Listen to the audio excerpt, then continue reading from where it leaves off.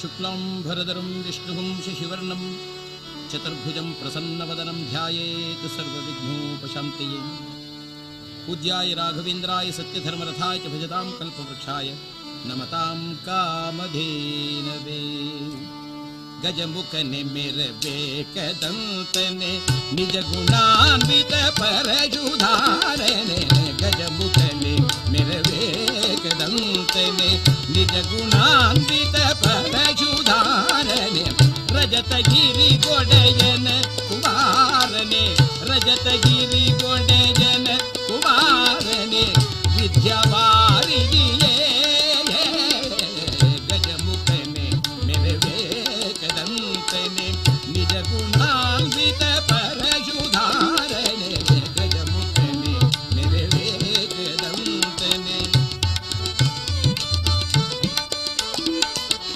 ಅಜನು ಹರಿ ರುದ್ರಾದಿಗಳು ನೆರೆ ಭಜಿಸುತ್ತಿಗರನ ವರತ ನಿನ್ನನು. ಅಜನು ಹರಿ ರುದ್ರಾದಿಗಳು ನೆರೆ ಭಜಿಸುತ್ತಿಗರನ ವರತ ನಿನ್ನನು. ತ್ರಿಜಗ ವಂದಿತ ಗಣಪ ಮಾಡ್ಪದು ಮತಿಗೆ ಮಂಗಳವಾ. ಗಜಮುಖನೆ ಮೆರಬೇಕದಂತನೆ ನಿಜ ಗುಣಾನ್ವಿತ ಪರಶುಧಾರನೆ. ಗಜಮುಖನೆ ಮೆರಬೇಕದಂತನೆ.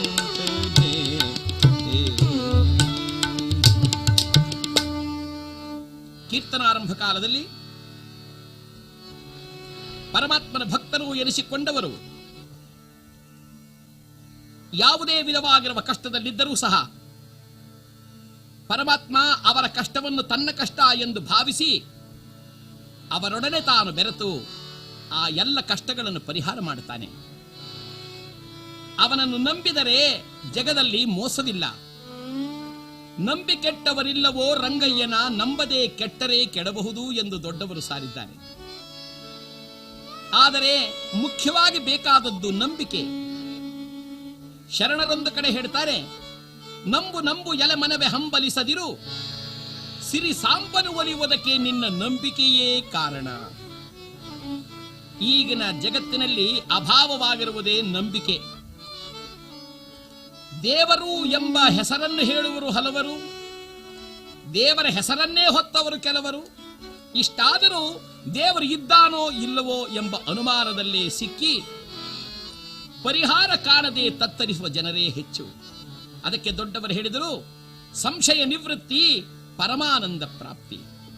ಎಂಥೆಂಥ ಕಷ್ಟಗಳಿಂದ ಪರಮಾತ್ಮ ತನ್ನವರನ್ನೆಲ್ಲ ಉದ್ಧಾರ ಮಾಡಿದ್ದಾರೆ ಎನ್ನುವುದಕ್ಕೆ ನಿದರ್ಶನವೇ ಪಾಂಡವರ ಚರಿತ್ರೆ.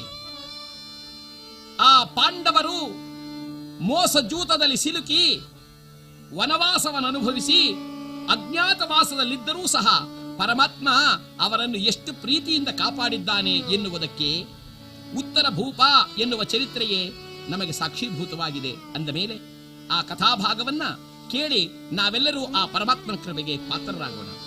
ಮೆರವಪುರದೊಳಗೆ ಪಿರಿಯವನೆನಿಸಿದ ಪರಮ ಪುರುಷ ಹರಿಚರಿತೆಯ ಪಾಡೆ.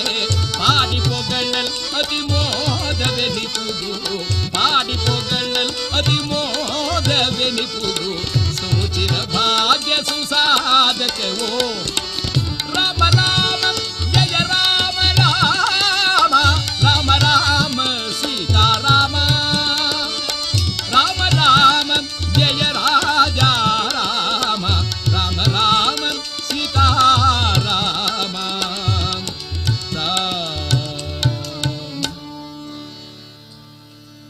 ದ್ವಾಪರ ಯುಗದಲ್ಲಿ ಜಗದೊಡೆಯನಾದ ಶ್ರೀ ಕೃಷ್ಣ ಪರಮಾತ್ಮನ ಒಲಿಮೆಗೆ ಪಾತ್ರರಾಗಿರುವ ಪಾಂಡವರು 12 ವರ್ಷ ವನವಾಸ, 1 ವರ್ಷ ಅಜ್ಞಾತವಾಸಕ್ಕಾಗಿ ಕಾಡಿಗೆ ಬಂದಾಗ ಅನೇಕ ಜನ ಮುನಿಗಳ ಆಶೀರ್ವಾದ ಬಲದಿಂದ 12 ವರ್ಷ ವನವಾಸವನ್ನು ಕಳೆದಿದ್ದಾರೆ.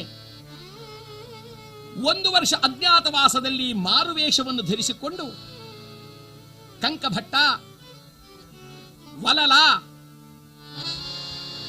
ಬೃಹನ್ನಳ, ಧಾಮಗ್ರಂಥಿ, ತಂತ್ರಿಪಾಲ ಈ 5 ಪತ್ನಿಯಾಗಿರುವ ದೃಪದ ನಂದಿನಿ ದ್ರೌಪದಿಯೂ ಸಹ ತಾನು ಸೈರಂಧ್ರಿಯಾಗಿ ಆ ವಿರಾಟ ರಾಜನ ಅರಮನೆಯಲ್ಲಿ ಕಾಲವನ್ನು ಕಳೆಯುತ್ತಿದ್ದಾರೆ, ಅಜ್ಞಾತವಾಸವನ್ನು ಕಳೆಯುವುದಕ್ಕಾಗಿ.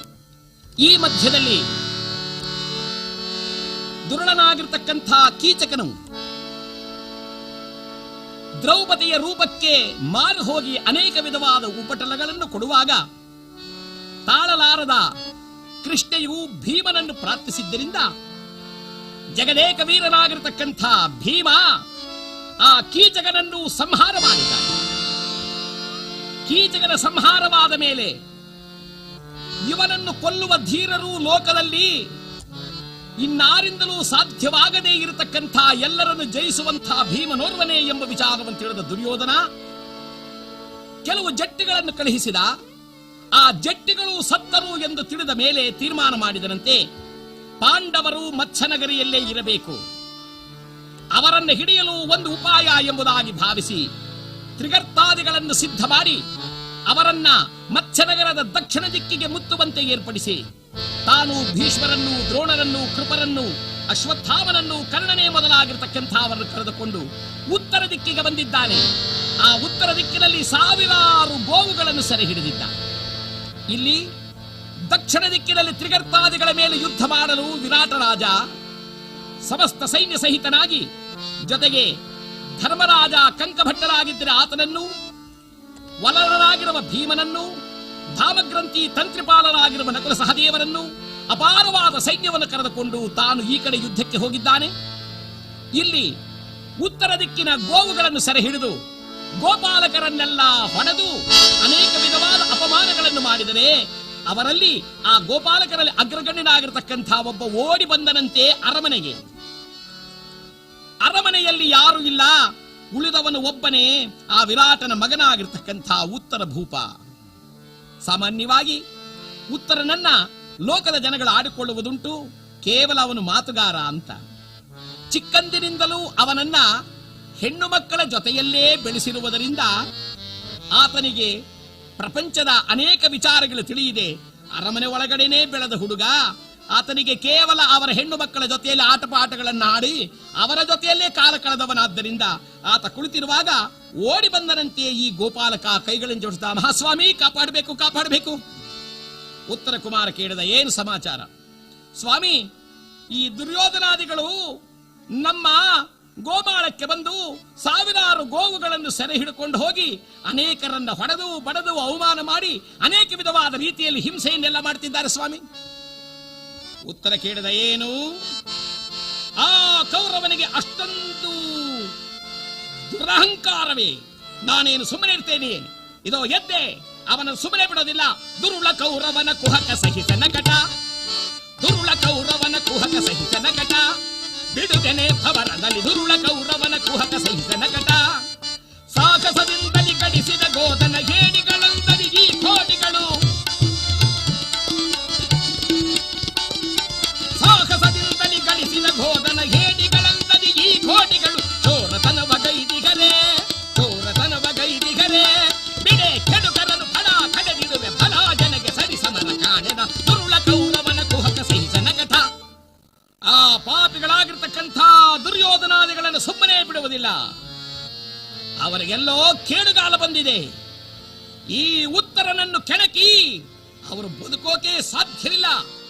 ಅವರನ್ನೀಗಲೇ ಸೈನ್ಯ ಸಹಿತರಾಗಿ ಬಂದಿರಬಹುದಾದವರನ್ನೆಲ್ಲರನ್ನು ಸದೆಬಡಿಸಿ ಬಿಡುತ್ತೇನೆ. ನಾನೇನು ಸಾಮಾನ್ಯನೇ? ಅಲ್ಲಿದ್ದ ಹೆಣ್ಣು ಮಕ್ಕಳೆಲ್ಲರೂ ಓಡಿ ಬಂದು ಸೇರಿದರು. ಉತ್ತರ ಭೂಪಾಲ, ಏನ್ ಸಮಾಚಾರ? ಏನು ಇಲ್ಲ. ಆಹಾ, ದುರ್ಯೋಧನಾದಿಗಳು ಒಬ್ಬ ಮಹಾಪರಾಕ್ರಮಿ ಇಲ್ಲಿದ್ದಾನೆ ಎಂಬುದನ್ನು ತಿಳಿಯದೆ ಸೈನ್ಯ ಸಹಿತರಾಗಿ ಯುದ್ಧಕ್ಕೆ ಬಂದಿದ್ದಾರಂತೆ. ಅವರು ಮಾಡಿರೋದು ಹೇಗಿದೆ ಗೊತ್ತೋ? ಹೇಗಿದೆ? ಜವನ ಮೀಸೆಯನ್ನು ಮುರಿದನು, ಭೈರವನ ದಾಡೆಯನಲುಗಿಸಿದನು, ಮೃತ್ಯುವಿನ ಮೇಲುದ ಸೆಳೆದನು, ಕೇಸರಿಯ ಕೆಣಕಿದನು, ಭವರವನು ತೊಡಗಿದನಲ ಕೌರವನ ಕಟ ಮರುಳಾದ. ಆ ಕೌರವ ತಿಳಿಯದೆ ಸೈನ್ಯ ಸಹಿತರಾಗಿ ಬಂದಿದ್ದಾನೆ. ನನ್ನನ್ನ ಅವನು ಕೆಣಕಿದ್ದು ಮೃತ್ಯುವನ್ನು ಕೆಣಕಿದ ಹಾಗಾಯಿತು. ಅಲ್ಲಿದ್ದ ಹೆಣ್ಣು ಮಕ್ಕಳು ಕೇಳಿದರು, ಉತ್ತರ ಭೂಪಾಲ, ನೀನಿಷ್ಟೆಲ್ಲ ಹೇಳ್ತಿದ್ದೀಯಲ್ಲ, ಹಾಗಾದ್ರೆ ಕೌರವರ ಮೇಲೆ ಯುದ್ಧಕ್ಕೆ ಹೋಗ್ತೀಯಾ? ಉತ್ತರ ನಕ್ಕ, ಏನಂದ್ರಿ? ನನ್ನನ್ನ ಯುದ್ಧಕ್ಕೆ ಅಲ್ಲಿಗೆ ಹೋಗ್ತಿದ್ದೀರಂತೀಯ. ಈಗ ಗತಿಗಿಲ್ಲದ ಕಾರಣ ಹೋಗಬೇಕಾಗಿದೆ. ನಾಡಿನಲ್ಲಿ ಯಾರೂ ಇಲ್ಲವಲ್ಲ, ಏನು ಮಾಡ್ಲಿ? ಆ ಯುದ್ಧ ಬಂದಿದೆ ಅಂತ ಹೇಳಿ ನಮ್ಮ ತಂದೆ ನಾಡಿನಲ್ಲಿರ್ತಕ್ಕಂಥ ಎಲ್ಲ ಗಂಡಸರನ್ನು ಕರ್ಕೊಂಡು ಹೊರಟೋಗಿದ್ದಾರೆ.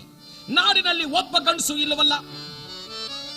ಆಗ ಒಬ್ಬ ಹೆಣ್ಣು ಮಗಳು ಹೇಳಿದ್ಲು, ಉತ್ತರ ಭೂಪಾಲ, ಅದೇನೋ ನಿಜ, ಆದ್ರೆ ಒಬ್ಬ ಗಂಡಸು ಇಲ್ಲ ಅಂತೀಯಲ್ಲ, ನೀನಿದ್ದೀಯಲ್ಲ. ಉತ್ತರ ಕೇಳಿದ, ಹೌದು ಹೌದು ಹೌದು, ಅಯ್ಯೋ ನಾನು ಮರ್ತೇ ಬಿಟ್ಟಿದ್ದೆ. ಅಯ್ಯ, ಹಾಗಾದ್ರೆ ನೀನು ಯುದ್ಧ ಮಾಡ್ತೀಯ? ಹೆಣ್ಣು ಮಕ್ಕಳೇ, ನನಗೆ ಸರಿ ಸಮಾನರಾದವರು ಒಬ್ರು ಇಲ್ವಲ್ಲ ಅಲ್ಲಿ. ರೊಡನೆ ಕಾದುವೆನು, ಕೆಲವರು ಹಾರವರು, ಕೆಲವರಂತ ಕನ ನೆರೆಯೂರವರು, ಕೆಲವರ ಧಮ ಕುಲದಲ್ಲಿ ಸಂದು ಬಂದವರು, ವೀರರೆಂಬುವರಿವರು, ಮೇಲಿನ್ನಾರ ಹೆಸರುಂಟು ಬೇಳು. ಅಲ್ಲ, ವಿಚಾರ ಮಾಡಿದ್ರೆ ನನ್ನ ಮೇಲೆ ಯುದ್ಧ ಮಾಡೋರು ಯಾರು ಇಲ್ಲ ಅಲ್ಲಿ. ಯಾರಲ್ಲಿ ಯುದ್ಧ ಮಾಡ್ಲಿ? ಕೆಲವರಂತೂ ಬ್ರಾಹ್ಮಣರು, ಇನ್ನು ಕೆಲವರು ವಯಸ್ಸಾಗೋಗ್ಬಿಟ್ಟಿದೆ, ಇನ್ನೇನು ಈಗಲೋ ನಾಳೆನೋ ಸಾಯುವಂತ ಮುದುಕರು, ಇನ್ನು ಕೆಲವರು ಕುಲದಲ್ಲಿ ಬಹಳ ಕೊರತೆಯಾಗಿರೋರು. ಇವರೇ ಧೀರರು ಅನ್ನೋರು ಇನ್ಯಾರಿದ್ದಾರೆ ಹೇಳಿ? ಹಾಗನ್ನುವಾಗ ಈ ಗಲಭೆಯನ್ನು ನೋಡಿ ದ್ರುಪದನಂದಿನಿ ಬಂದಳಂತೆ. ಏನು ಉತ್ತರ ಕುಮಾರ, ಕೌರವರ ಸೈನ್ಯದಲ್ಲಿ ಯಾರು ಯುದ್ಧ ಮಾಡೋ ಧೀರನೇ ಇಲ್ಲ ಅನ್ಕೊಂಡಿದ್ಯಾ? ಯಾರಿದ್ದಾರ ಸೈರಂಧ್ರಿ? ಅಯ್ಯ, ಇದೇನು ಹೀಗಂದ್ರೆ ಅಲ್ಲೇನು ಭೀಷ್ಮನಿಲ್ಲವೇ, ದ್ರೋಣನಿಲ್ಲವೇ, ಕರ್ಣನಿಲ್ಲವೇ? ಹಾಗಂದ ಕೂಡಲೇ ಈ ಉತ್ತರ ಅಂದ ಅವರೆಲ್ಲ ಯಾವ ದೊಡ್ಡ ಮನುಷ್ಯರು ಅಂತ ಮಾತಾಡ್ತಾ ಇದೀಯ ನೀನು. ಅರಿಯದೆ ಗಂಗೆಯನನು ತಾನರಿಯದವನೇ ದ್ರೋಣ, ಕುಲದಲ್ಲಿ ಕೊರತೆ ಜನಿಸಿ ಕರ್ಣನೆಂಬುವನು ಎನಗೆ ಸಮಬಲನೇ. ಅಲ್ಲ, ಆ ಗಂಗೆಯ ಮುದುಕ ಅವನು ನನ್ನನ್ನೇನು ಮಾಡಬಲ್ಲ? ದ್ರೋಣ ಪಾಪ ಪಾಪ ಪಾಪ, ಅವನನ್ನು ಕಂಡ ಕೂಡಲೇ ನನ್ನ ಹೆಸರು ಹೇಳಿದ್ರೆ ತರತರ ನಡಗ ಹೋಗ್ತಾನೆ. ಕರ್ಣ ಅವನು ನೀಚ ಕುಲದಲ್ಲಿ ಹುಟ್ಟಿದವನು, ಅವನು ನನಗೆ ಸಮಾನವಲ್ಲ. ಬರಿಯ ಬಯಲಾಡಂಬರದಿ ಬರೀ ತುರವ ಹಿಡಿದೊಡೆ. ಏನ್ ಅನ್ಕೊಂಡಿದ್ದೀರ ನನ್ನ? ಅವರು ಬರೀ ಗೋವುಗಳನ್ನು ಸೆರೆ ಹಿಡ್ಕೊಂಡು ಹೋದ್ರೆ ನಾನೇನು ಸುಮ್ಮನೆ ಬಿಟ್ಬಿಡ್ತೀನೇನೆ? ಏನ್ ಮಾಡ್ತೀಯ? ಈಗಲೇ ಹೋಗಿ ನಾನು ಅವ್ರ ಹೆಂಡಂತರನ್ನೆಲ್ಲ ಸೆರೆ ಹಿಡ್ಕೊಂಡ್ ಬಂದ್ಬಿಡ್ತೀನಿ. ಆಗ ದ್ರುಪದನಂದಿನಿ ಯೋಚನೆ ಮಾಡ್ತಾಳೆ, ಇದೇನು ಈತ ಮಾತನಾಡ್ತಿರೋದೆಲ್ಲ ನಿಜವೇನಾ? ಏನು ಅರ್ಥವೇ ಆಗ್ತಾ ಇಲ್ವಲ್ಲ. ಹೇಗೆ? ಅಯ್ಯ, ನೀನ್ ಇವರನ್ನೆಲ್ಲ ನೋಡಿದ್ದೀಯಾ? ಆ ಪರಾಕ್ರಮಿಗಳಾಗಿರ್ತಕ್ಕಂಥ ಕರ್ಣ, ದ್ರೋಣ ಇವರನ್ನೆಲ್ಲ ಎಂದಾದ್ರು ಏನು ಮಾತನಾಡ್ತಿದ್ದೀಯಾ? ಈಗಲೇ ಹೋದೆ ಎಂದರೆ ರಣರಂಗದ ಮಧ್ಯದಲ್ಲಿ ಧ್ವಜಸ್ತಂಭವನ್ನು ನೆಟ್ಟು ಆ ದ್ರೋಣ ಅಂತಿದ್ದಾನಲ್ಲ ಅವನು ಹೊಟ್ಟೆ ಹೊಡೆದಾಕ್ಬಿಡ್ತೀನಿ. ಕರ್ಣ ಅವನ ಕಿವಿ ಹಿಡಿದು ಎಳ್ಕೊಂಡ್ ಬಂದ್ಬಿಡ್ತೀನಿ. ಭೀಷ್ಮ ಅಂತಿರಲ್ಲ ಆ ಮುದುಕ, ಅವನು ಗಡ್ಡ ಹಿಡಿದು ಎಳ್ಕ ಬಂದು ಅವನು ಅಯ್ಯೋ ಬಿಟ್ಬಿಡು ಬಿಟ್ಬಿಡು ಅಂತ ಕೇಳ್ಕೋಬೇಕು, ಹಾಗೆ ಮಾಡಾಕಿ ಬಿಡ್ತೀನಿ. ಅಷ್ಟೇ ಅಲ್ಲ, ಖಡ್ಗವನ್ನು ತೆಗೆದು ನಾನು ಝಳಪಿಸಿದೆ ಎಂದರೆ ಕೂಡಲೇ ಅಕ್ಕಪಕ್ಕದಲ್ಲಿದ್ದವರ ರುಂಡ ಮುಂಡಗಳನ್ನೆಲ್ಲ ತುಂಡು ತುಂಡಾಗಿ ಕತ್ತರಿಸಿ ಭೂಮಂಡಲ ಪರ್ಯಂತರೂ ರಂಡಿ ದೇವತೆಗಳಿಗೆ ರಕ್ತ ದೌತಣವನ್ನು ಮಾಡಿಸ್ತೇನೆ ಅಂತ ಆರ್ಭಟಿಸಿ ಕುಣಿದಾಡಿದ.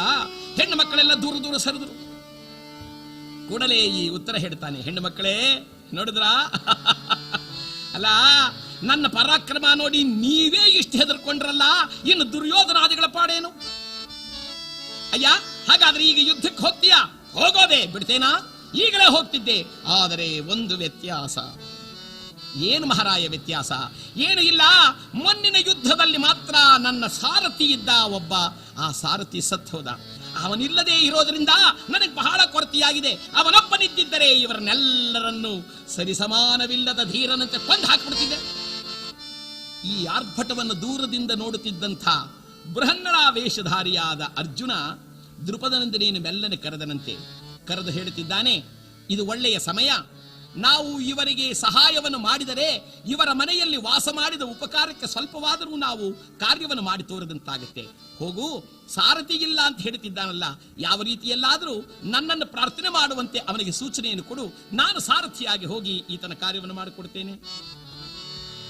ಪತಿಯ ಮಾತನ್ನು ಕೇಳಿದ ದ್ರುಪದನಂದಿನಿ ಮೆಲ್ಲನೆ ಬಂದವಳಾಗಿ ಆ ಗುಂಪಿನಲ್ಲಿ ಮತ್ತೆ ಸೇರಿದಳು. ಈ ಭೂಪಾಲನ ಮಾತು ಹಾಗೆ ಇತ್ತು. ಏನು ಮಾಡಲಿ, ಸರಿಯಾದ ಒಬ್ಬ ಸಾರಥಿ ಇಲ್ಲವಲ್ಲ. ಸಾರಥಿ ಇಲ್ಲ ಅಂದಾಗ ಸೈರಂಧ್ರಿಯಾದ ದ್ರುಪದನಂದಿನಿ ಹೇಳುತ್ತಿದ್ದಾಳೆ, ರಾಜಕುಮಾರ ನನಗೊಬ್ಬ ಗೊತ್ತಿದ್ದಾನೆ. ಯಾರು ಯಾರು ಯಾರು ಹೇಳು, ಯಾರು ಹೇಳು? ಯಾರು ಇಲ್ಲ. ಹಿಂದೆ ಅರ್ಜುನನ ಜೊತೆಯಲ್ಲಿ ಕಾಂಡವನ ದಹನ ಕಾಲದಲ್ಲಿ ಬಹುವಿಧವಾಗಿ ಸಹಾಯವನ್ನು ಮಾಡದ ಸಾರಥಿ ಎಂದರೆ ಬೃಹನ್ನಳ. ರಾಜಕುಮಾರನಕ್ಕ ಅಲ್ಲ ಅವನ ಗಂಡು ಅಲ್ಲ ಹೆಣ್ಣು ಅಲ್ಲ, ಅವನ್ನ ಕರ್ಕೊಂಡೋಗಿ ಯುದ್ಧ ಮಾಡುವಂತೀಯ, ಏನ್ ಮಾತನಾಡ್ತೀಯ ಸೈರಂದ್ರಿ? ಹಾಗಲ್ಲ ರಾಜಕುಮಾರ, ನಿಜವಾಗ್ಲೂ ಆತ ಮಹಾಸಾರಥಿಯೇ ಸರಿ. ಈಗ ಸಮಯವಾಗಿದೆಯಾದ್ದರಿಂದ ನಿನ್ನ ತಂಗಿಯಾಗಿರುವ ಉತ್ತರೆಯನ್ನು ಕಳುಹಿಸು. ಆ ಉತ್ತರ ಹೋಗಿ ಪ್ರಾರ್ಥನೆಯನ್ನು ಮಾಡಿ ಕರೆದುಕೊಂಡು ಬರಲಿ. ಏನೋ ನೀನ್ ಹೇಳ್ತಾ ಇದ್ದೀಯಾ ಅಂತ ಹೋಗ್ತಾ ಇದ್ದೀನಿ. ಆ ಸಹೋದರಿ ಉತ್ತರೆ ಬಂದ್ಲಂತೆ. ಏನಣ್ಣ? ಹೋಗಮ್ಮ, ನಿನಗೆ ವಿದ್ಯೆಯನ್ನು ಹೇಳ್ಕೊಡ್ತಾ ಇದ್ದಾನಲ್ಲ ಯಾರ ಬೃಹನ್ನಡ, ಅವನನ್ನು ಕರೆದುಕೊಂಡು ಬಾ, ನನಗೆ ಸಾರಥಿಯಾಗುವಂತೆ. ಹಾಗನ್ನುವಾಗ ಉತ್ತರೆಯು ನೇರವಾಗಿ ಅರ್ಜುನನ ಬಳಿಗೆ ಬರ್ತಾ ಇದ್ದಾಳೆ. ಗುರುಗಳೇ, ಗುರುದೇವ, ಮೊರೆ ಕೇಳು ನೀ ಗುರುವೇ, ಮೊರೆ ಕೇಳು ನೀ ಗುರುವೇ, ಕರುಣಾಕರನೆ ತಂದೆ, ಕರುಣಾಕರನೆ ತಂದೆ, ಮೊರೆ ಕೇಳು ನೀ ಗುರುವೇ.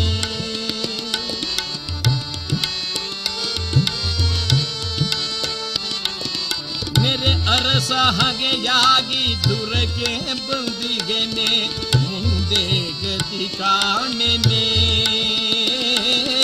ಮೇರೆ ಅರಸ ಹಗೆಯಾಗಿ ದುರಗೆ ಬಂದಿಗೆನೆ, ಮುಂದೆ ಗತಿ ಕಾಣೆನೆ.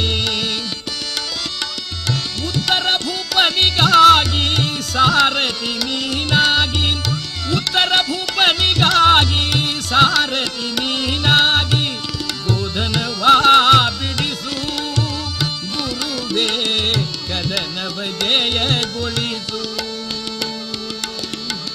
ಮೊರೆ ಕೇಳು ನೀ ಗುರುವೇ, ಮೊರೆ ಕೇಳು ನೀ ಗುರುವೇ. ಗುರುದೇವ, ನಮ್ಮ ನಾಡಿನ ಮೇಲೆ ದಂಡೆತ್ತಿ ಬಂದಿರುವ ಆ ಹಗೆಯರಿಂದ ಅವಮಾನವಾಗುತ್ತಿದೆ. ಸಾವಿರಾರು ಗೋವುಗಳನ್ನು ಸೆರೆ ಹಿಡಿದು ನಾಡಿನ ಜನಗಳಿಗೆ ಇಲ್ಲ ಸಲ್ಲದ ಅಪಮಾನ ಮಾಡುವ ತೆರದಲ್ಲಿ ಅವರು ನಡೆಯುತ್ತಿದ್ದಾರೆ. ದಯಮಾಡಿ ಸಹಾಯ ಮಾಡಬೇಕು ಗುರುಗಳೇ. ಪಾರ್ಥ ಕೇಳಿದ, ಏನಾಗಬೇಕಮ್ಮ? ನಮ್ಮ ಅಣ್ಣನಾಗಿರ್ತಕ್ಕಂಥ ಉತ್ತರ ಭೂಪಾಲನಿಗೆ ನೀನು ಸಾರಥಿಯಾಗಿ ಯುದ್ಧದಲ್ಲಿ ಜಯವನ್ನು ಗಳಿಸಿಕೊಡಬೇಕು, ಇದು ನನ್ನ ಪ್ರಾರ್ಥನೆ.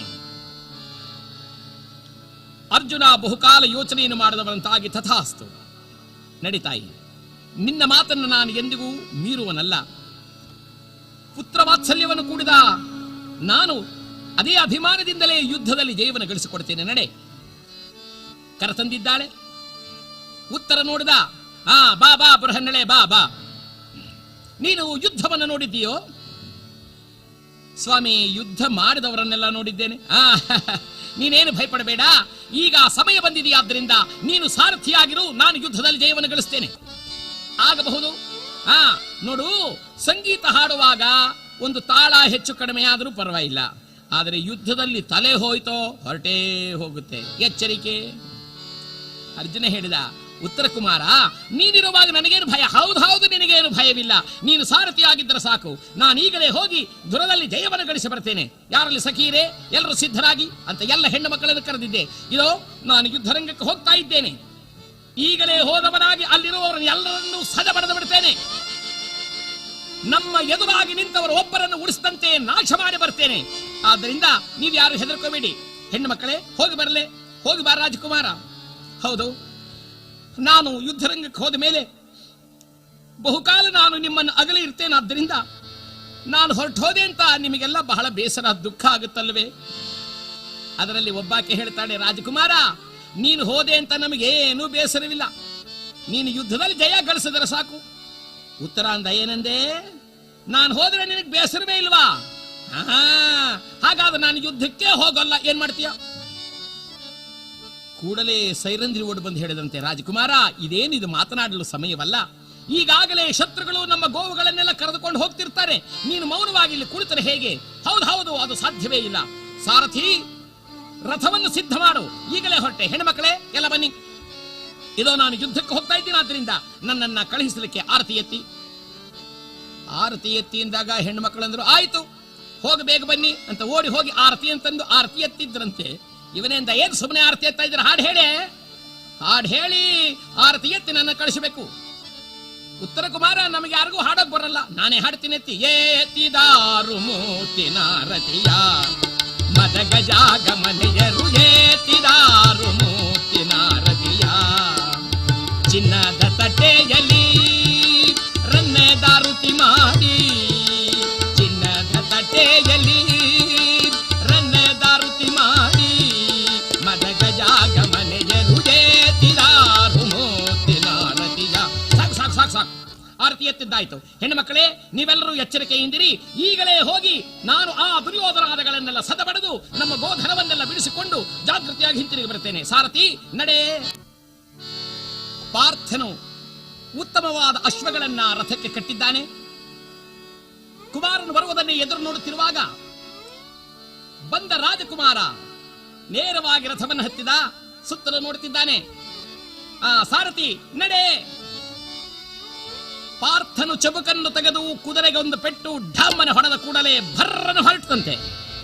ಹೊರಟ್ರೆ ಕೂತಿದ್ದ ಈ ರಾಜಕುಮಾರ ಹಾಗೆ ಧಡಕ್ಕನ ಹಿಂದಕ್ಕೆ ಬಿದ್ದವನೇ. ಸಾರಥಿ, ಏನೇ ರಥ ಹಿಂಗ್ ಓಡಿಸ್ತಾ ಇದೀಯಾ? ಏನ್ ಇಷ್ಟೊಂದು ಅವಸರವಾಗಿ ಓಡಿಸ್ತಾ ಇದೀಯಾ? ಏಕೆ ರಾಜಕುಮಾರ? ಅಲ್ಲ, ನಾನು ನೋಡ್ಬೇಕು ಅಂತ ಎಷ್ಟೊಂದು ಜನ ಊರ್ನಲ್ಲೆಲ್ಲ ಕಾದಿದ್ದಾರೆ, ನೀನು ಅವ್ರ ಎದುರಿಗೆಲ್ಲ ಭರ್ರನ್ನು ಓಡಿಸ್ತಾ ಇದೆಯಲ್ಲ, ನಿಧಾನವಾಗಿ ಹೋಗು. ಸಾರಥಿ ನಗುತ್ತಾ ಹೇಳ್ತಾನೆ, ಇದೇನು ಅನ್ಯಾಯ ರಾಜಕುಮಾರ, ನಾವು ಹೋಗುತ್ತಿರುವುದು ಸಮರಕ್ಕೆ, ನೀನೇನು ಎಲ್ಲರನ್ನು ಉತ್ಸವ ಮಾಡಿಸ್ತಿದ್ದೀಯೋ? ಸಾಧ್ಯವೇ ಇಲ್ಲ, ಹೋಗಲೇಬೇಕು.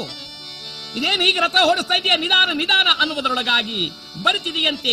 ಧಡ ದಡ ದಾಬಿಸಿತು ರಗ ಬರುತ್ತಲ್ಲಿ ನೇರನೆ ಸೇರಿತು ರಣವಾ.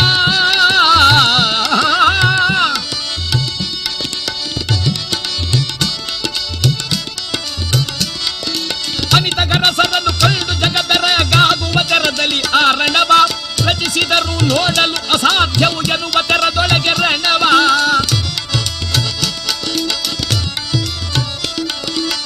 ರಣರಂಗದೇ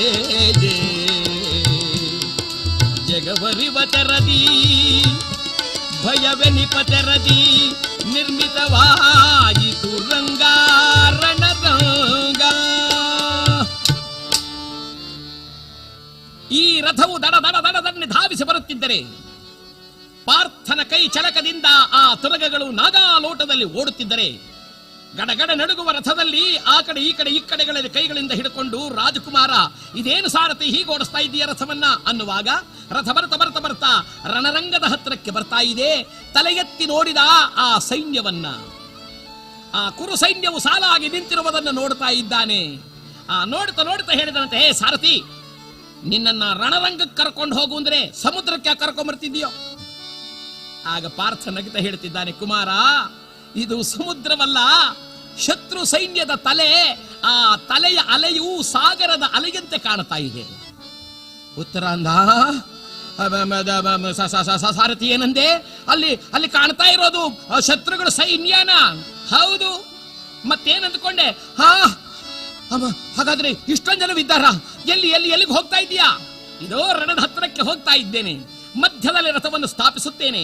ಕುಮಾರ, ನೀನು ನಿನ್ನ ಪರಾಕ್ರಮವನ್ನು ತೋರು. ನೋಡುತ್ತಿದ್ದಂಥ ಉತ್ತರನಿಗಾಗಲೇ ಕೈಕಾಲಗಳು ಗಡಗಡ ನಡುಗಲಾರಂಭಿಸಿದವಂತೆ. ನಡುಗಲಾರಂಭಿಸಿದ ಕೂಡಲೇ ಏನು ಮಾಡಿದ? ಸಾರಥಿ, ರಥ ನಿಲ್ಲಿಸು. ಕುಮಾರ, ಮುಂದೋಡುತ್ತಿರುವ ಈ ರಥವನ್ನ ನಿಲ್ಲಿಸಿಯಾಗಲಿ ಹಿಂತಿರುಗಿಸಲಾಗಲು ಸಾಧ್ಯವೇ ಇಲ್ಲ. ಅಯ್ಯೋ ಸಾರಥಿ, ನಾನು ಈ ಸೈನ್ಯ, ಇಂಥ ಸೈನ್ಯ ನೋಡಿದ್ದೇ ಇಲ್ಲ. ದಯಮಾಡಿ ರಥವನ್ನು ಹಿಂದಕ್ಕೆ ತಿರುಗಿಸು, ನನಗೆ ಭಯವಾಗ್ತಾ ಇದೆ. ಕುಮಾರ, ನೀನು ಅರಮನೆಯಲ್ಲಿ ಹೆಣ್ಣು ಮಕ್ಕಳ ಸಂಗಡ ಮಾತನಾಡುವಾಗ ಆ ಕೌರವರನ್ನೇ ನಾನೇನು ಮಾಡಿಬಿಡ್ತೇನೆ, ದ್ರೋಣನನ್ನ ಅಪ್ಪಳಿಸಿ ಬಿಡ್ತೇನೆ, ಕರ್ಣನನ್ನ ಕಿವಿ ಹಿಡಿದು ಎಳೆದು ಬಿಡ್ತೇನೆ ಅಂತ ಹೇಳಿದೆಯಲ್ಲ. ಹೌದು, ನಾನು ಹಾಗಂದೆ. ಮತ್ತೆ ಈಗ ಹೆದರ್ಕೊಳ್ತೀಯ? ನಾನು ಆವಾಗ ಅವರು ಹೀಗಿರ್ತಾರೆ ಅನ್ಕೊಂಡಿರ್ಲಿಲ್ಲ, ಮತ್ತಿನ್ ಹೇಗಿರ್ತಾರೆ ಅಂದ್ಕೊಂಡಿದ್ದೆ. ಅರಮನೆಯಲ್ಲಿ ಅವರದೆಲ್ಲ ಭಾವಚಿತ್ರಗಳಿತ್ತಲ್ಲ, ಇಲ್ಲೂ ಅಷ್ಟಷ್ಟೇ ಇರ್ತಾರೆ ಅಂದ್ಕೊಂಡಿದ್ದೆ. ಅಷ್ಟಷ್ಟೇ ಇದ್ದಿದ್ರೆ ಎತ್ತೆತ್ತಿ ಕುಕ್ ಬಿಡೋಣ ಅಂತ ನೋಡಿದೆ. ಅಬ್ಬಾ, ಭಯವಾಗ್ತಾ ಇದೆ. ಸಾರಥಿ, ಅದು ಯಾರೆಲ್ಲ ಕಾಣ್ತಿರೋರು? ಪಾರ್ಥ ಹೇಳಿದ, ಅದ ನೋಡು, ಅಲ್ಲಿ ಜ್ವಾಜ್ವಲ್ಯಮಾನವಾಗಿ ಕಾಣುತ್ತಿರತಕ್ಕಂತ ಮಹಾನುಭಾವನಾದ ಆ ವೃದ್ಧನು, ಉಭಯ ಕುಲಾಪಿತ ಮಹನೀಯನಾಗಿರುವ ಭೀಷ್ಮ, ಆತನ ಪಕ್ಕದಲ್ಲಿ ಶಿವಸ್ವರೂಪಿಗಳಾಗಿ ಕುಳಿತಿರತಕ್ಕಂಥ ದ್ರೋಣರು, ಫಳಫಳನೆ ಹೊಳವ ಕರ್ಣಕುಂಡಲಗಳ ಕವಚ ಸಹಿತವಾಗಿ ಕುಳಿತಿರುವವನೇ ಕರ್ಣ, ಮೇಲೆ ಉರಗ ಪತಾಕೆಯಲ್ಲಿ ಸ್ವರ್ಣ ಕವಚವನ್ನು ಧರಿಸಿ ಧೀರೋದ್ಧಾತರಾಗಿ ಕುಳಿತಿರತಕ್ಕಂಥ ಅವನೇ ನಾಯಕನಾದ ದುರ್ಯೋಧನ, ಅವನ ಪಕ್ಕದಲ್ಲಿರ್ತಕ್ಕಂಥ ಅವನೇ ಅಶ್ವತ್ಥಾಮ ಗುರುಪುತ್ರ. ಇನ್ನು ಈ ಸೈನ್ಯ ಸಾರಥಿ, ನಾನು ಇವರನ್ನೆಲ್ಲ ಎಂದೂ ನೋಡಿರಲಿಲ್ಲ, ನೋಡಿದ್ದಿದ್ದೇ ಚಿತ್ರಪಟದಲ್ಲಿ. ಬೇಗ ರಥವನ್ನು ತಿರುಗಿಸು. ಸಾಧ್ಯವಿಲ್ಲ ರಾಜಕುಮಾರ, ಮುಂದಿಟ್ಟ ಹೆಜ್ಜೆಯನ್ನು ನಾನು ಹಿಂದಕ್ಕಿಡುವನೇ ಅಲ್ಲ, ಆದ್ದರಿಂದ ಆ ರಥವನ್ನು ನಾನು ಹಿಂದೆ ತಿರುಗಿಸಲು ಸಾಧ್ಯವಿಲ್ಲ. ಹಾಗಂದಾಗಿ ತಂದ ತಿರುಗಿಸೋದಿಲ್ವಾ? ತಿರುಗಿಸೋದಿಲ್ಲ. ನೀ ತಿರುಗಿಸೋದಿಲ್ಲ ಅಂದ್ರೆ ನಾನು ರಥದಿಂದ ಹಾರು ಬಿಡ್ತೇನೆ. ಎಲ್ಲಿ ಹಾರು ನೋಡೋಣ ಅಂದರೆ ಭಯದಿಂದ ಕೂಡಿದ ಉತ್ತರ ರಥದಿಂದ ಧಡಕ್ಕಿನ ಹಾರೇ ಬಿಟ್ಟಂತೆ. ಮಹಾನುಭಾವನಾದ ಪಾರ್ಥ ಒಂದೇ ಸಲದಲ್ಲಿ ಓಡುವ ಕುದುರೆಗಳ ಲಗಾಮನ್ನು ಮತ್ತು ಹಾರುತ್ತಿರುವ ಆ ರಾಜಕುಮಾರರ ಉತ್ತರೀಯವನ್ನು ಎರಡನ್ನೂ ಒಂದೇ ಸಲ ಜಗ್ಗಿ ಹಿಡಿದ. ರಥವನ್ನು ನಿಲ್ಲಿಸಿ ಕೆಳಗಿಳಿದ. ಏಕೆ ಹೀಗೆ ಭಯಪಡುತ್ತಿರುವೆ? ಕೇಳು, ಅಡಿಗಡಿಗೆ ಮುಂದಿಡಲು ಅಶ್ವಮೇಧ ಫಲ. ಅಷ್ಟೇ ಅಲ್ಲ, ರಣದಲ್ಲಿ ನೀನೇನಾದರೂ ಯುದ್ಧರಂಗದಲ್ಲಿ ಸತ್ತದೆಯಾದರೆ ದೇವಲೋಕದಲ್ಲಿ ಹೆಣ್ಣು ಮಕ್ಕಳೆಲ್ಲರೂ ಆ ಗಂಧರ್ವ ಕನ್ನಿಕೆಯರು ನಿನ್ನನ್ನು ಬಹುವಿಧವಾಗಿ ಓಲೈಸಿ ಸಂತೋಷ ಪಡುವಂತೆ ತಾವು ಸೇವೆಯನ್ನು ಮಾಡ್ತಾರೆ. ಇವನಂದ, ಬೇಡ ಬೇಡ, ನನಗದೆಲ್ಲ ಬೇಡವೇ ಬೇಡ. ಇಲ್ಲಿಂದ ಸತ್ತು ಸ್ವರ್ಗಕ್ಕೆ ಹೋಗಿ ಆ ಹೆಣ್ಮಕ್ಳು ಸೇವೆ ಮಾಡೋಕ್ಕಿಂತಲೂ ನಮ್ಮ ಅರಮನೆಯಲ್ಲಿ ಇರೋರೇ ನನಗೆ ಸಾಕು. ನೀನೇನೋ ಫಲ ಅಂದಲ್ಲ, ಯಾಗ ಫಲ ಬದುಕಿರೋವಾಗಲೇ ಅರಮನೆಯಲ್ಲಿ ಮಾಡಿಕೊಂಡ್ರು ಆಗುತ್ತೆ. ಅಮ್ಮ ಸಾರ್ಥಿ, ನೀನು ಬಹಳ ಒಳ್ಳೆಯವನಲ್ಲ. ನನ್ನ ಮಾತು ಕೇಳು, ನೀನೇನಾದರೂ ರಥ ಹಿಂದಕ್ಕೆ ತಿರ್ಸ್ಕೊಂಡು ಮನೆಗೆ ಬಂದ್ಬಿಟ್ಟು ನನ್ನ ಬಿಟ್ಟುಬಿಟ್ರೆ ನಮ್ಮ ಅಮ್ಮನಿಗೆ ಹೇಳಿ ನಿನಗೆ ಬೇಕಾದೆಲ್ಲ ಕೊಡಿಸ್ತೇನೆ. ನಿನಗೇನೇನು ಬೇಕೋ ಎಲ್ಲ ಕೊಡಿಸ್ತೇನೆ. ನನ್ನನ್ನು ಬಿಟ್ಟು ಬಿಡಪ್ಪ. ಬಿಡುವುದೇ? ಹಾಗಾದ್ರೆ ನೀನಲ್ಲಿ ಜಂಬ ಕೊಚ್ಚಿದೆಯಲ್ಲ, ಏನು ಬೇಕಾದ್ರೂ ಮಾಡ್ತೇನೆ ಅಂತ ಯಾಕೆ? ಉತ್ತರ ಅಂದಾದ ನನಗೆ ಅಭ್ಯಾಸ. ನಾನು ಹೆಣ್ಮಕ್ಳ ಎದುರಲ್ಲಿ ಹಂಗೆ ಮಾತನಾಡಿ ನನಗೆ ಅಭ್ಯಾಸ. ಅಯ್ಯ, ನನ್ನಿಂದ ಆಗಲ್ಲ, ನನ್ನನ್ನು ಬಿಟ್ಟು ಬಿಡೋ. ಆಗುವುದಿಲ್ಲ. ಹಾಗೆಂದ್ರೆ ಈ ಚಬಕಿನಿಂದ ಇದೋ ಎಂಬುದಾಗ ಒಂದು ಪೆಟ್ಟನ್ನು ಫೇಡನ್ನು ಹೊಡೆದರಂತೆ. ಇವನೊಳಗೆ ಪ್ರಾರಂಭ ಹೊಡಿತೀಯ ಕಂಡವ್ರ ಮಕ್ಕಳನ್ನೆಲ್ಲ ಹಿಡ್ಕೊಂಡು ಹೊಡಿತೀಯ. ತಾಳು ತಾಳು, ನಮ್ದು ಅಪ್ಪ ಬರ್ಲಿ, ನಿನಗೆ ಹೇಳ್ತೇನೆ. ಅಯ್ಯೋ ರಾಜಕುಮಾರ, ಇದೇನಿದು? ನಿನಗೆ ತರಬಲ್ಲ ರಾಜಕುಮಾರ, ತರಬಲ್ಲ ರಾಜಕುಮಾರ, ರಣದಿಂದ ಓಡುವರೇ ಕೇಳಿದನು ತರಬಲ್ಲ ರಾಜಕುಮಾರ.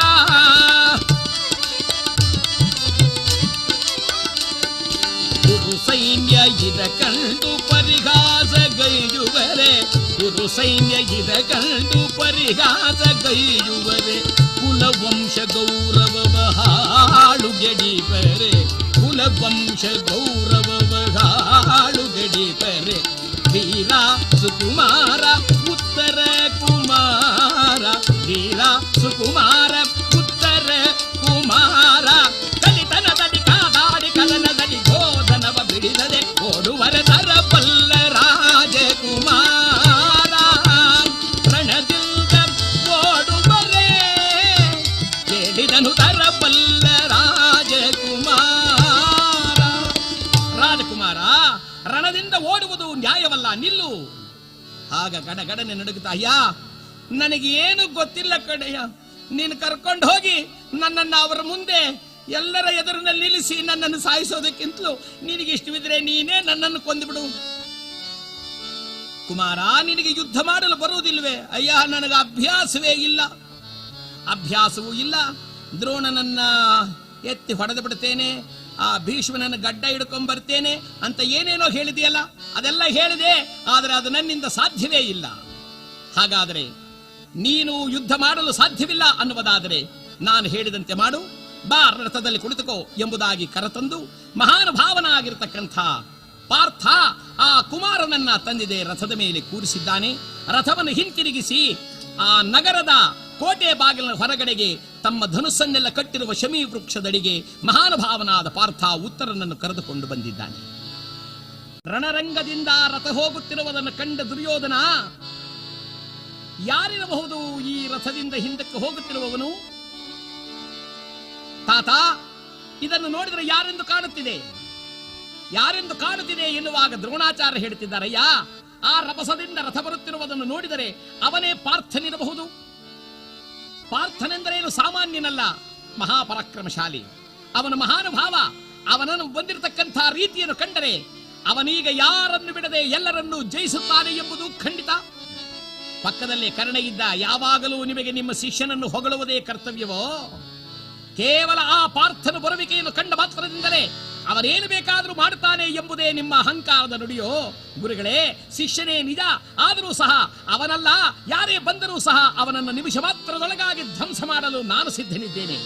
ಕೇವಲ ಪಕ್ಷಪಾತದಿಂದ ಇಲ್ಲಿರುವ ಸೈನಿಕರನ್ನೆಲ್ಲರನ್ನ ಅವರ ಉತ್ಸಾಹವನ್ನು ಭಂಗ ಮಾಡುವುದಕ್ಕೆ ಮಾತನಾಡುತ್ತಿದ್ದೀರಾ?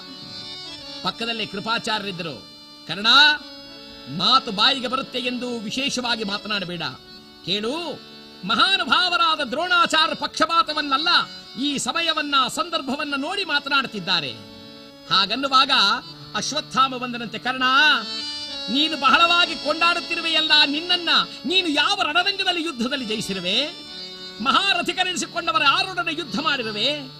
ಸಮಯವನ್ನರಿತು ಈ ಯುದ್ಧರಂಗದಲ್ಲಿ ಹೀಗೆ ಇರಬೇಕು ಎಂಬುದಾಗಿ ಸೂಚಿಸುವುದು ಆಚಾರ್ಯನ ಕರ್ತವ್ಯವಾಗಿದೆ. ಆದ್ದರಿಂದಲೇ ಆ ಮಾತನಾಡಿದರೆ ನೀನು ಇಷ್ಟು ಮಾತನಾಡುತ್ತಿರುವುದು ತರವಲ್ಲ.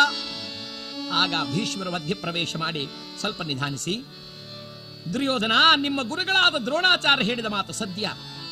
ಆ ಅರ್ಜುನನ ಬರುವಿಕೆಯನ್ನು ಕಂಡಾಗಲೇ ಅವನೆಂಥ ಪರಾಕ್ರಮಶಾಲಿ ಎಂಬುದು ತಿಳಿಯುತ್ತಿದೆಯಾದ್ದರಿಂದ ನಾವೀಗ ಸಿದ್ಧರಾಗಬೇಕಾದ್ದು ನಮ್ಮ ಕರ್ತವ್ಯ. ದುರ್ಯೋಧನ ಕೇಳಿದ, ತಾತ, ಮತ್ತೊಂದು ವಿಚಾರ ಮರೆತರಿ. ನಾವು ಜೂಜಿನಲ್ಲಿ ತೀರ್ಮಾನ ಮಾಡದಂತ ರೀತಿಯಲ್ಲಿ ಅಜ್ಞಾತವಾಸಕ್ಕೆ ಮುಂಚಿತವಾಗಿ ಸಿಕ್ಕಿದ್ದಾನೆ ಅರ್ಜುನ. ಅಂದ ಮೇಲೆ ಮತ್ತೆ ಅವನು ವನವಾಸಕ್ಕೆ ಹೋಗಬೇಕು.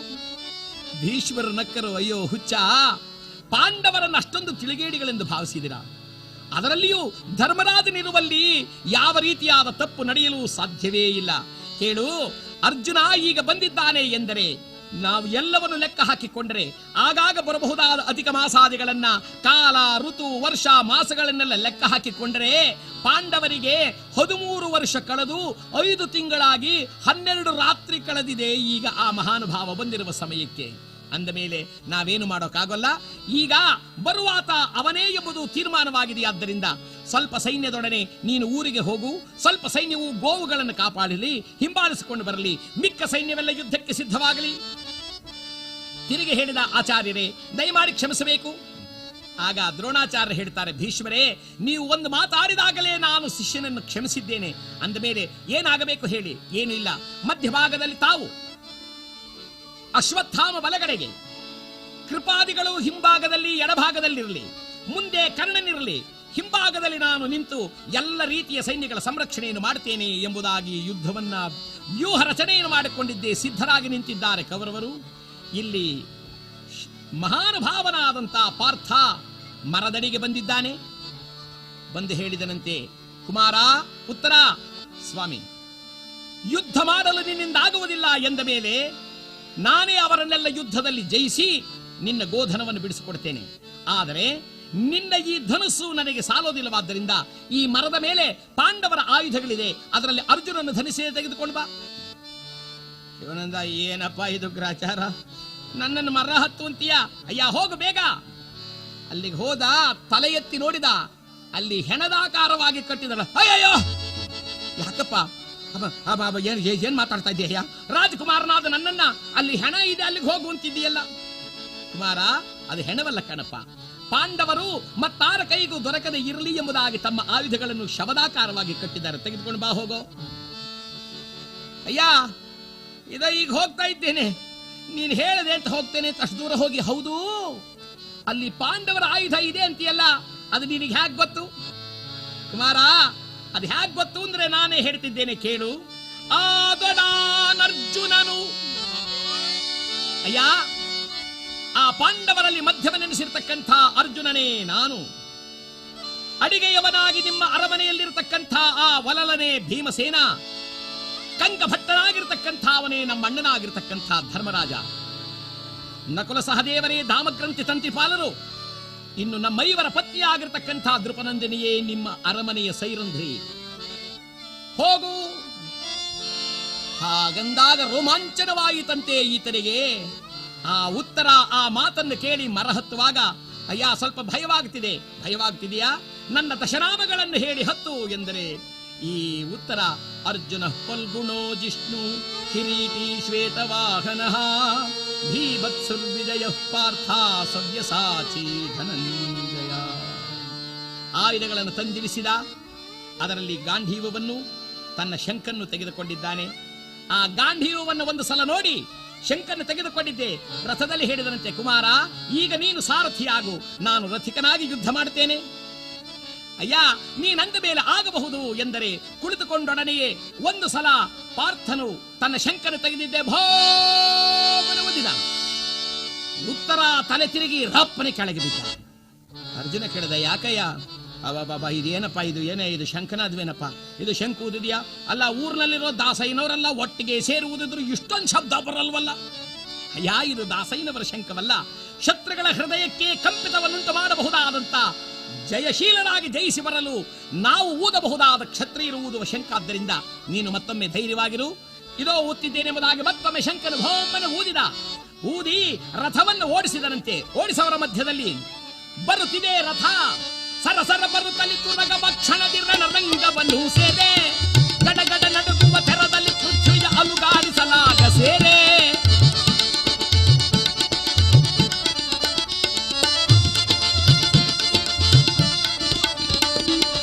ಒಡೆಯ ಸಲಹೋ ಎನ್ನುತ್ತ ಬೇಡಿದ ಪಾರ್ಥ ಹರಿಯ.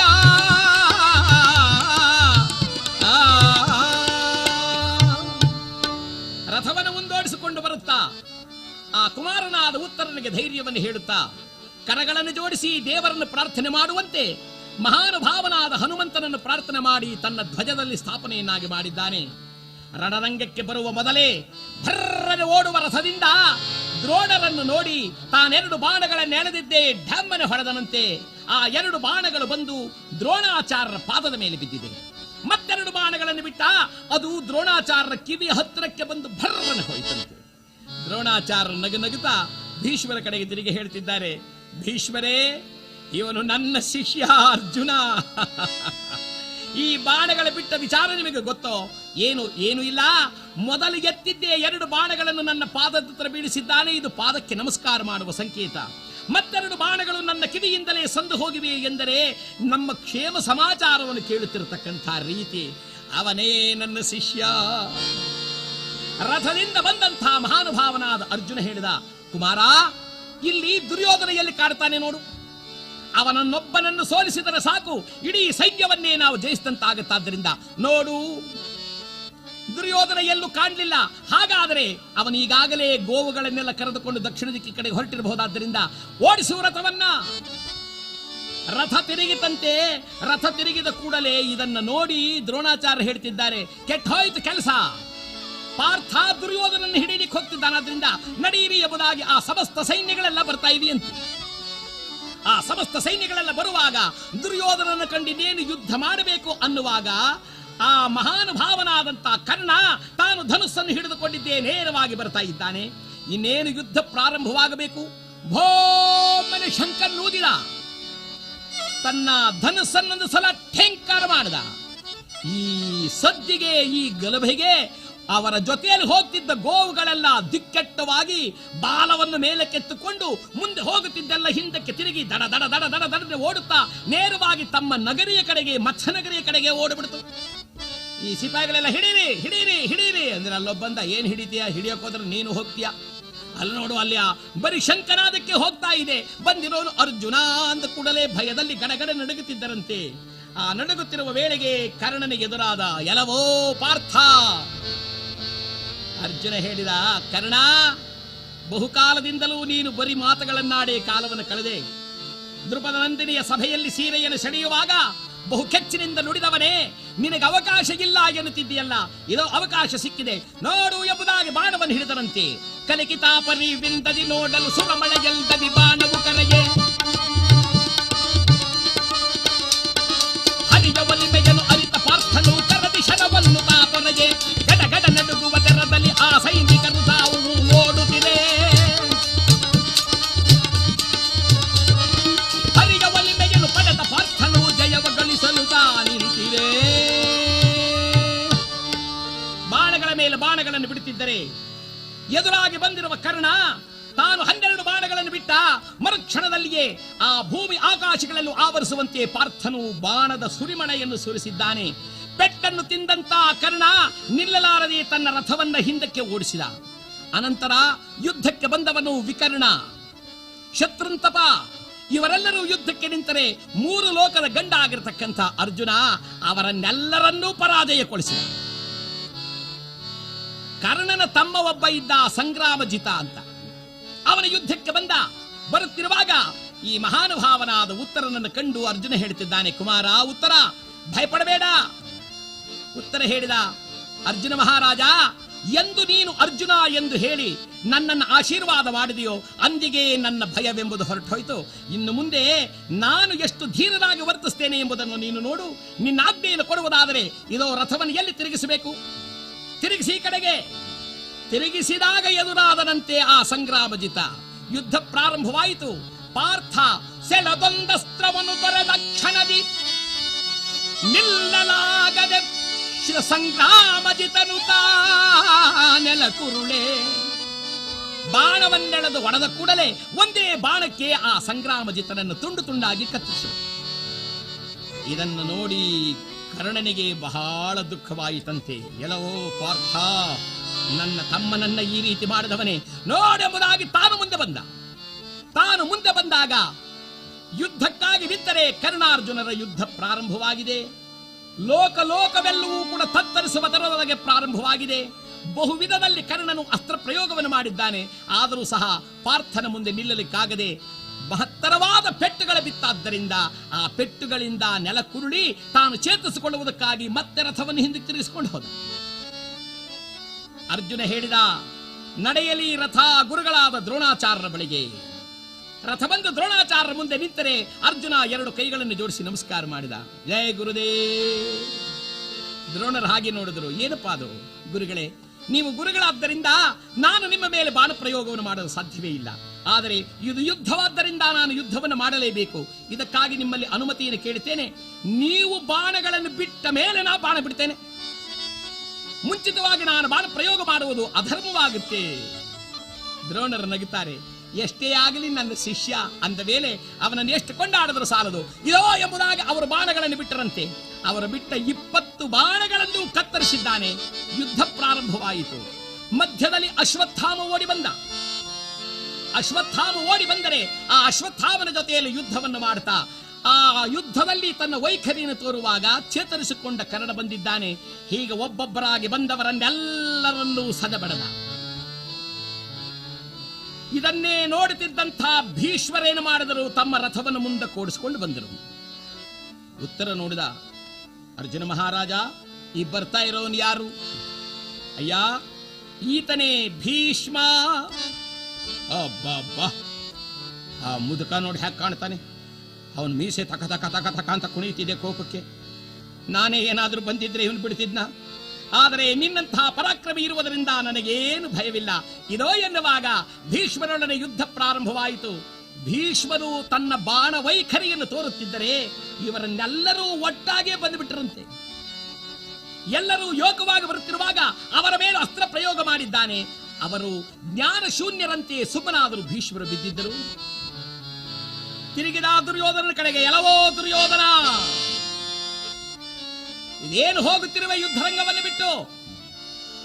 ಆಗ ದುರ್ಯೋಧನನು ಹಿಂತಿರುಗಿ ನೋಡುವಾಗ ಉತ್ತರ ಹೇಳ್ತಿದ್ದಾನೆ, ಎಲ್ಲೆಲ್ಲವೋ ದುರ್ಯೋಧನ, ರಣದಿಂದ ಹೋಗ್ತಿರುವೆಯಲ್ಲ, ಹೀಗೆ ಹೋಗಿ ಮನೆಯಲ್ಲಿ ಹೆಂಗಸರಿಗೆ ಹೇಗೆ ಮುಖ ತೋರಿಸ್ತೀಯ? ಕ್ಷತ್ರಿಯ ಅನಿಸ್ಕೊಂಡವನು ರಣರಂಗದಿಂದ ಓಡ್ತಾರೇನಯ್ಯ? ನೋಡು ನಾನು ಹೇಗೆ ನಿಂತಿದ್ದೀನಿ. ನಿನಗೊಂದಿಷ್ಟಾದ್ರೂ ಧೈರ್ಯ ಇದ್ರೆ, ಶಕ್ತಿ ಇದ್ರೆ ಬಾ ಯುದ್ಧಕ್ಕೆ. ಆ ದುರ್ಯೋಧನ ತಿರುಗಿದ, ಎಲ್ಲವೋ ಪೋರ, ಸ್ವಲ್ಪ ವೇಳೆಗೆ ಮೊದಲು ರಣರಂಗದಿಂದ ನಮ್ಮನ್ನೆಲ್ಲರನ್ನು ಕಂಡು ಭಯಪಟ್ಟು ಗಡಗಡನೆ ಓಡಿದವನು ನೀನು. ಈಗ ಮತ್ತೆ ನನ್ನನ್ನೇ ಯುದ್ಧಕ್ಕೆ ಬಾನುತ್ತಿರುವೆಯಾ? ನೋಡಬಹುದಾಗಿ ತನ್ನ ಕೈಯಲ್ಲಿ ಒಂದು ಬಲ್ಲೆಯನ್ನು ತೆಗೆದು ಎಸೆದನಂತೆ. ಅರ್ಜುನ ಅದನ್ನು ಕತ್ತರಿಸಿದ್ದಾನೆ. ಹೀಗೆ ಅಸ್ತ್ರಗಳ ಮೇಲೆ ಅಸ್ತ್ರ ಬಿಡುವಾಗ ಮಿಕ್ಕುಳಿದವರೆಲ್ಲರೂ ಚೇತರಿಸಿಕೊಂಡಿದ್ದೆ ಮಹಾನುಭಾವನಾದಂತ ದುರ್ಯೋಧನನ ಸಹಾಯಕ್ಕೆ ಬರ್ತಾ ಇದ್ದಾನೆ. ಆ ಕಡೆಯಲ್ಲಿ ಭೀಷ್ಮ, ದ್ರೋಣ, ಕೃಪಾ, ಅಶ್ವತ್ಥಾಮ, ಕರ್ಣ ಎಲ್ಲರೂ ಒಂದಾಗಿ ಸೇರಿದರು. ಎಲ್ಲರೂ ಒಂದಾಗಿ ಸೇರಿದಾಗ ಪಾರ್ಥ ಹೇಳುತ್ತಿದ್ದಾನೆ, ಕುಮಾರ, ಕ್ಷತ್ರಿಯನಿಗೆ ಇದು ಬಹಳ ಒಳ್ಳೆಯ ಕಾಲ. ನೋಡೆಂಬುದಾಗಿ ಬತ್ತಲಿಕೆಯಿಂದ ಬಾಣವನ್ನು ತೆಗೆದ. ಕೃಷ್ಣಾಗೆಂದು ಅಭಿಮಂತ್ರಿಸಿ ಸನ್ಮೋಹನಾಸ್ತ್ರವನ್ನು ಪ್ರಯೋಗಿಸಿದ. ಕರದಲ್ಲಿ ಅಸ್ತ್ರವ ತೊರೆದ ಕ್ಷಣದಲ್ಲಿ ಎಲ್ಲರೂ ಮೂರ್ಛಿತರಾದಾಗ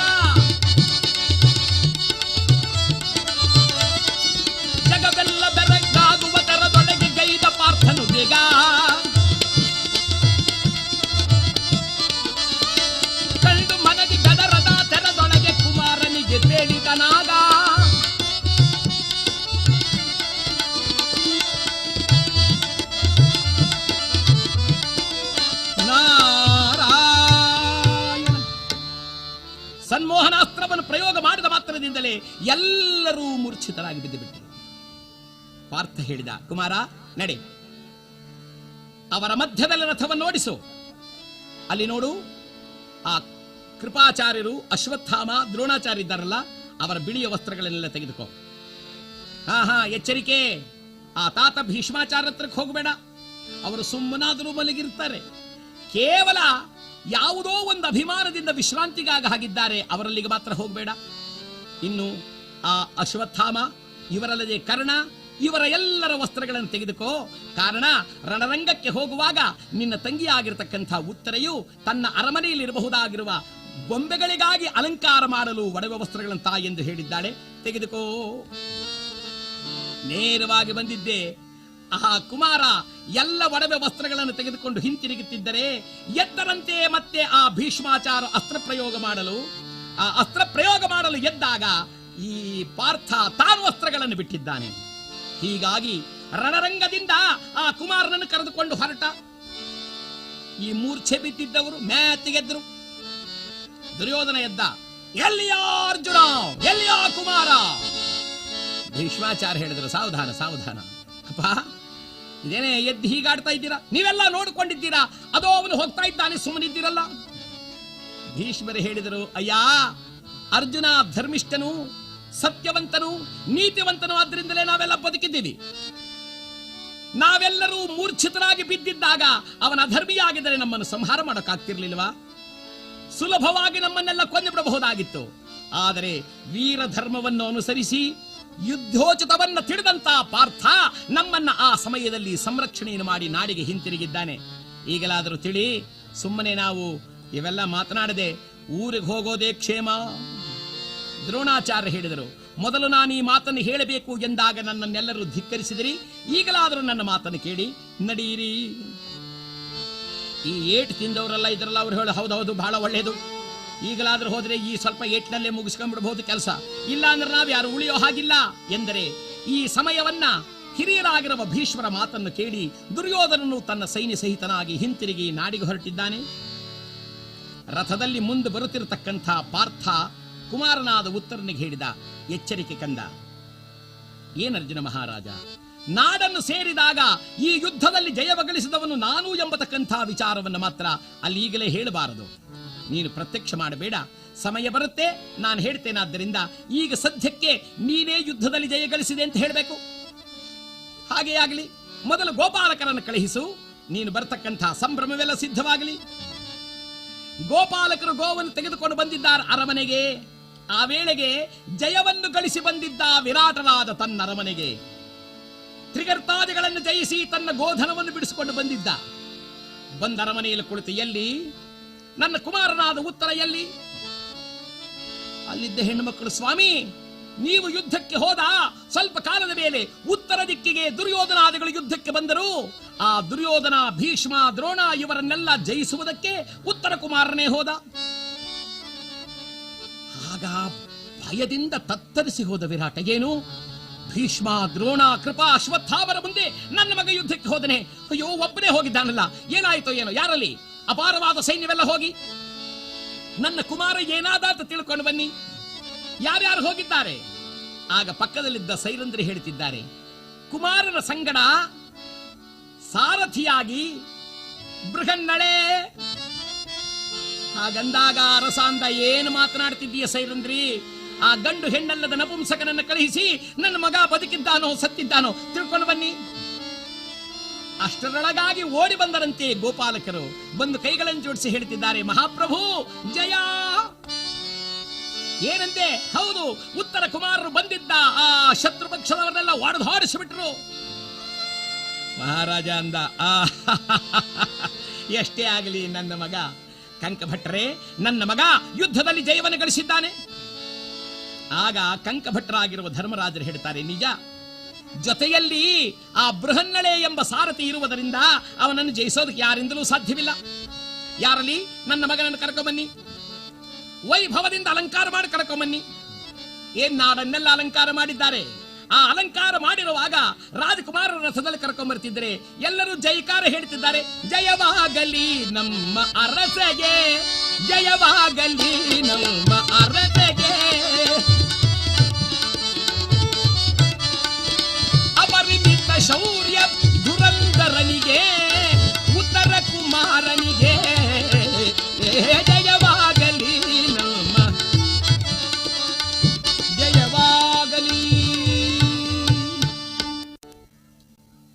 ಕುಮಾರನಿಗೆ ನಾಡಿನಲ್ಲಿ ಎಲ್ಲೆಲ್ಲಿಯೂ ಸ್ವಾಗತ. ಸೇವಕನೊಬ್ಬ ನೋಡಿ ಬಂದು ಮಹಾರಾಜರಿಗೆ ಹೇಳಿದ, ಸ್ವಾಮಿ ಬರುತ್ತಿದ್ದಾರೆ, ಉತ್ತರ ಕುಮಾರರು ಮತ್ತು ಆ ಬೃಹನ್ನಳೆ ಇಬ್ಬರು ಬರ್ತಿದ್ದಾರೆ. ಹಾಗಾದರೆ ಅವರಿಬ್ಬರನ್ನು ಕರೆದುಕೊಂಡು ಬನ್ನಿ. ಭೀಷ್ಮ, ದ್ರೋಣ, ಕೃಪಾ, ಅಶ್ವತ್ಥಾಮರ ಜೊತೆಯಲ್ಲಿ ಯುದ್ಧ ಮಾಡಿ ಜಯಿಸಿ ಬಂದಿರುವ ನನ್ನ ಮಗನ ಪರಾಕ್ರಮವನ್ನು ನೋಡಿದರ ಕಂಕಭಟ್ರೆ? ಕಂಕರು ಹೇಳಿದರು, ಆ ಸಾರಥಿ ಇರುವುದರಿಂದ ಹೀಗಾಗಿದೆ ಎಂದಾಗ, ಯಾವಾಗಲೂ ಸಾರಥಿಯನ್ನು ಹೊಗಳುತ್ತಾರೆ. ಬೇಸರವಾಗಿದೆ ಕೂತ್ಕೊಳ್ಳಿ ಎಂದು ಪಗಡೆಯಾಟದನ್ನು ಆಡ್ತಾ ಆಡ್ತಾ, ಆಹಾ ನನ್ನ ಮಗ ಎಂಥ ಪರಾಕ್ರಮಿ, ಏನು ದ್ರೋಣ ಅಂದ್ರೆ ಏನು, ಭೀಷ್ಮ ಅಂದ್ರೆ ಏನು ಅನ್ನುವಾಗ ಈ ಕಂಕಭಟ್ರು ಮತ್ತೆ ಹೇಳಿದರಂತೆ, ಅಯ್ಯ ಯಾರನ್ನೇ ಆದರೂ ಜಯಿಸಬಲ್ಲಂಥ ಒಂದು ಶಕ್ತಿ ಇರುವುದು ಎಲ್ಲಿ ಎಂದರೆ ಆ ಸಾರಥಿಯಾದ ಬೃಹನ್ನಳೆ. ಸಿಟ್ಟು ಬಂದಿದ್ದ ಕೈಯಲ್ಲಿದ್ದ ದಾಳವನ್ನು ತೆಗೆದು ಮುಖದ ಮೇಲೆ ಎರಚಿದರಂತೆ. ಧರ್ಮರಾಜನಿಗೆ ತಾಕಿದ ಕೂಡಲೇ ಅವರ ಹಣೆಯಿಂದ ರಕ್ತ ಬರಲು ಪ್ರಾರಂಭವಾಯಿತು. ಕೂಡಲೇ ಧರ್ಮರಾಜರು ತಮ್ಮ ಎರಡು ಕೈಗಳಿಂದ ಆ ರಕ್ತವನ್ನು ಹಿಡಿದು ಪಕ್ಕದಲ್ಲಿ ಸೈರಂಧ್ರಿಯನ್ನು ನೋಡಿದರಂತೆ. ಸೈರಂಧ್ರಿ ಬಂಗಾರದ ಬಟ್ಲನ್ನು ತಂದು ಕೊಟ್ಟಿದ್ದಾಳೆ. ಕಾರಣ, ಭೀಮಾರ್ಜುನರು ಪ್ರಮಾಣವನ್ನು ಮಾಡಿದರು, ನಮ್ಮ ಅಣ್ಣನ ದೇಹದಿಂದ ಒಂದು ತೊಟ್ಟು ರಕ್ತವನ್ನು ಕೆಳಗುರುಳಿಸಿದವರನ್ನ ವಂಶದ ಬೇರನೆ ಕಿತ್ತು ಹಾಕಿಬಿಡುತ್ತೇವೆ ಎಂದು. ಧರ್ಮರಾಜರು ಧರ್ಮವನ್ನು ಅನುಸರಿಸಿ ತಾವು ಒಬ್ಬ ಸೇವಕನನ್ನು ಕರೆದು ಹೇಳಿದರಂತೆ, ಉತ್ತರ ಕುಮಾರನನ್ನು ಮಾತ್ರ ಕರೆದುಕೊಂಡು ಬಾ.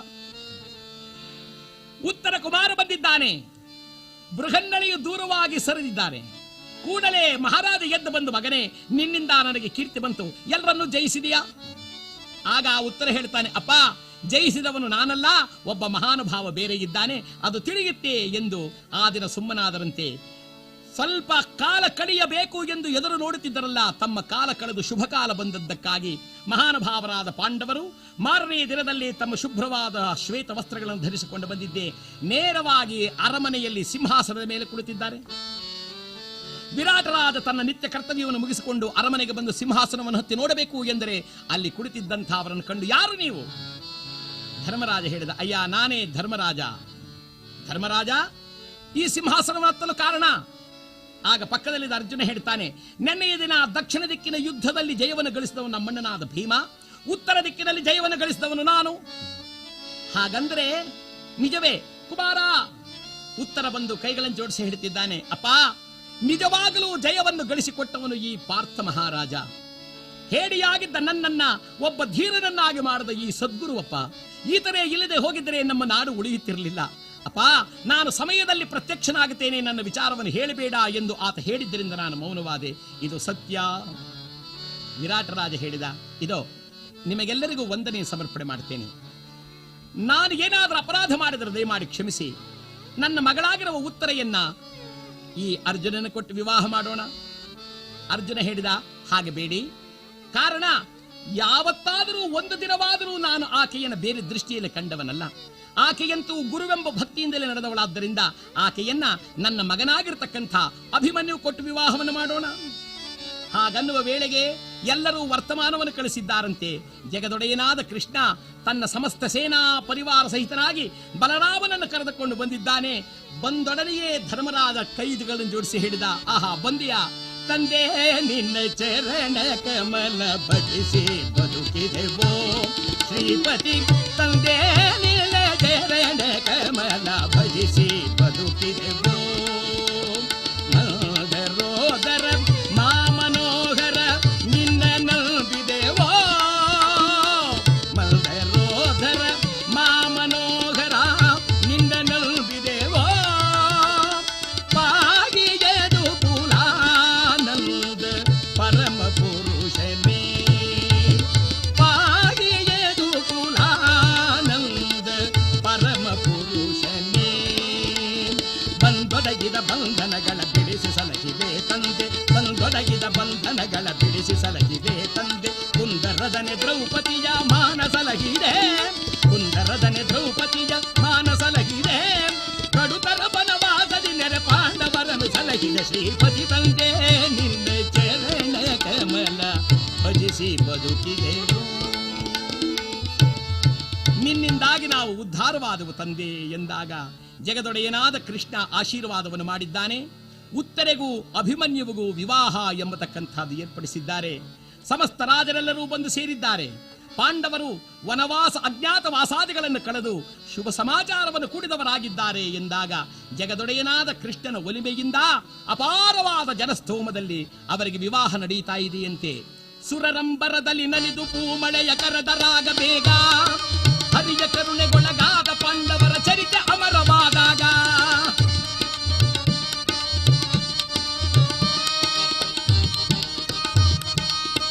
ನಾರಾಯಣ ನಾರಾಯಣ. ವಿರಾಟನು ತನ್ನ ಮಗಳಾಗಿರ್ತಕ್ಕಂಥ ಉತ್ತರೆಯನ್ನ ಅಭಿಮನ್ಯುವಿಗೆ ಕೊಟ್ಟು ವಿವಾಹವನ್ನು ಮಾಡಿ ಪಾಂಡವರಿಗೆ ನಿಮಗೆ ಬೇಕಾದದ ಈ ಧನಕನಕ ವಸ್ತು ವಾಹನಗಳನ್ನೆಲ್ಲ ಸ್ವೀಕರಿಸಿ ಈ ರಾಜ್ಯವೆಲ್ಲ ನಿಮ್ಮದೇ ಎಂದಾಗ ಶ್ರೀ ಕೃಷ್ಣ ಪರಮಾತ್ಮನು ಆಶೀರ್ವಾದವನ್ನು ಮಾಡಿ ಬಳುವಳಿಯಾಗಿ ತಂದು ಕೊಟ್ಟಿದ್ದಾನೆ. ಅಂದಿನಿಂದ ಮಹಾನುಭಾವರಾದ ಪಾಂಡವರು ತಾವು ಶ್ರೀ ಕೃಷ್ಣನನ್ನು ಮುಂದಿಟ್ಟುಕೊಂಡು ರಾಯಭಾರಿಯಾಗಿ ಕಳುಹಿಸಿ ಆ ಯುದ್ಧದಲ್ಲಿ ಕುರುಕ್ಷೇತ್ರ ಯುದ್ಧದಲ್ಲಿ ತಾವು ಜಯವನ್ನು ಅಪಾರವಾದ ಜಯವನ್ನು ಗಳಿಸಿದ್ದಾರೆ. ಜಗದೊಡೆಯನಾದ ಕೃಷ್ಣನ ಒಲಿಮೆಯಿಂದ ಪಾಂಡವರು ನಾಡಿನಲ್ಲಿ ಬಂದು ಪಟ್ಟಾಭಿಷಿಕ್ತರಾಗಿ ಸುಕ್ಷೇಮದಿಂದ ಕೂಡಿದ್ದಾರೆ ಎಂದ ಮೇಲೆ ಜಗದೊಡೆಯನಾದ ಪರಮಾತ್ಮ ತನ್ನ ಭಕ್ತರನ್ನು ಕಾಪಾಡಲಿಕ್ಕೆ ಸರ್ವದಾ ಹೀಗೆ ಇರ್ತಾನೆ ಎಂಬತಕ್ಕಂಥ ವಿಚಾರವನ್ನು ತಿಳಿದು ನಾವು ಈ ಉತ್ತರ ಭೂಪನ ಕಥೆಗೆ ಮಂಗಳವನ್ನು ಹಾಡೋಣ. ವೇದ ಪಾರಾಯಣದ ಫಲ ಗಂಗಾದಿ ತೀರ್ಥ ಸ್ನಾನ ಫಲ, ವೇದ ಪಾರಾಯಣದ ಫಲ ಗಂಗಾದಿ ತೀರ್ಥ ಸ್ನಾನ ಫಲ, ಕೃಚ್ಛಾದಿ ತಪಸ್ಸಿನ ಫಲವು ಜ್ಯೋತಿಷ್ಠೋಮಯಾಗ ಫಲ, ಮೇದಿನಿಯ ಒಲಿಚಿತ್ತ ಫಲ ವಸ್ತ್ರಾದಿ ಕನ್ಯಾದಾನ ಫಲ ಬಹುದಾದರಿಸಿ ಭಾರತದೊಳೊಂದಕ್ಷರವ ಕೇಳ್ದರಿಗೆ. ಭಾರತದಲ್ಲೊಂದು ಅಕ್ಷರವನ್ನು ಕೇಳಿದವರಿಗೆಲ್ಲ ಪ್ರಾಪ್ತವಾಗಲಿ ಎಂಬುದಾಗಿ ಕೇಳುತ್ತಾ ಈ ಕಥಾಭಾಗಕ್ಕೆ ಮಂಗಳವನ್ನು ಪಾಡೋಣ. ಮಂಗಳಂ ಕೌಸಲೇಂದ್ರಾಯ ಮಂಗಳಂ ಮಹನೀಯ ಗುಣಾತ್ಮನೇ ಸಾರ್ವಭೌಮ ತನೂಜಾಯ ಶ್ರೀನಿವಾಸಾಯ ಮಂಗಳಂ. ಲಕ್ಷ್ಮೀರಮಣ ಗೋವಿಂದ ಗೋ.